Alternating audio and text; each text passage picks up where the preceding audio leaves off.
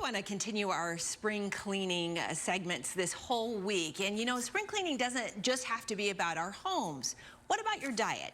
You know, it's never too late to take control of your health, especially if you switch to the right foods that will fuel you just right. So Will Armijo is the founder of Nrïsh. He's joining us this morning with some tips on how we can spring clean our food choices. Will, good morning to you. And you know, you say that you are on a mission to abolish the word diet. So I would assume that spring cleaning, when it comes to our diet, starts with a mindset first, right? Absolutely. First of all, thank you for having me on. And I want to show you guys everything you need to know about refreshing and spring cleaning your diet. But you are absolutely right. Mindset is everything. And the rules and restrictions of diets don't always put us in the best mindset. So I want to share 3 tips with you guys on how to crush your eating habits and kind of refresh your and spring clean up your eating habits. Okay, so let's dive right in. Tip number 1. Yeah, so tip number 1, one of our biggest issues is portion control. So one thing that we like to teach some of our Nrïsh members to do is we pre-measure things. So I just want to show you a really quick, healthy breakfast. Okay. So we got some stuff pre-measured here. We got some berries and some kale. So we have something in a smoothie, throw some ice in, dump this bad boy in. We add in some almond milk. We got to make sure that we're staying with some plant-based almond milk there. I like to add in some organic protein, plant-based protein right there. That took us, what, 5 seconds? Yeah. Now we got a morning breakfast meal good to go. That's tip number 1. Okay, let me ask you something about portion control, because a lot of times when I've tried to, you know, instill portion control, after I get done with my portion, I think, I'm still hungry.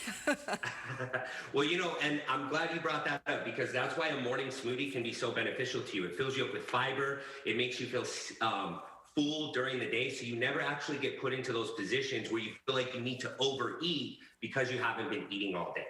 Got it. Okay, so what's tip number 2? Tip number 2, adding color to your plate. And since we're in spring, it should be seasonal. So I just wanted to show you, like, look at all this amazing color. We got cauliflower, beets, we got sweet potatoes, the purple and normal sweet potatoes, carrots, grapefruit, celery, all this amazing stuff. We got blueberries, we got strawberries. Adding this, here's the main component. I know not a lot of us love to eat vegetables all the time, but these are anti-inflammatory foods. And that is the key. That's what gets rid of all the symptoms, the brain fog, being lethargic, constipated, tired all the time. Anti-inflammatory foods, that's something that we teach people in our program. So adding in color seasonally is a huge benefit. You know, Will, that looks a lot like paleo to me. Eat foods from the earth, it tends to heal you from the inside out. So adding in a variety, that's why eating seasonally is so good, because if we eat the same things all the time, we get bored. Sure. So if you think about seasonal foods, you're mixing it up throughout the whole year. Okay, what was tip number 3? Tip number 3, avoiding heavy detoxes and crash diets. Because what happens is we don't really pay attention to things, and then we get to a point where we need to do a detox, or we feel we need to do this crazy cleanse or crash diet. So what we're teaching people inside our program is swapping alternatives. So a lot of the snacking that we do is not very healthy. So I wanted to show you, like, for example, organic hummus. You could get that anywhere. This is jicama. Use the jicama for your hummus instead of like inflammatory based chips. Also, jerky. A lot of people like jerky. It's great protein. This is grass-fed jerky. I highly recommend that, because then you avoid all the hormones, all the pesticides, all the herbicides, all the bad things in the foods that make us feel bad. We all just want to feel good. That's what we want to do. We want to Yes, amen to that. You know, it's funny what you were talking about, avoiding some of these crash diets or detoxes. You know, the old saying, if it seems too good to be true, it probably is. And so, you know, if it's a quick fix and not a lifestyle change, it's probably not going to be a good choice for the long run, right? I mean, you have to think long term.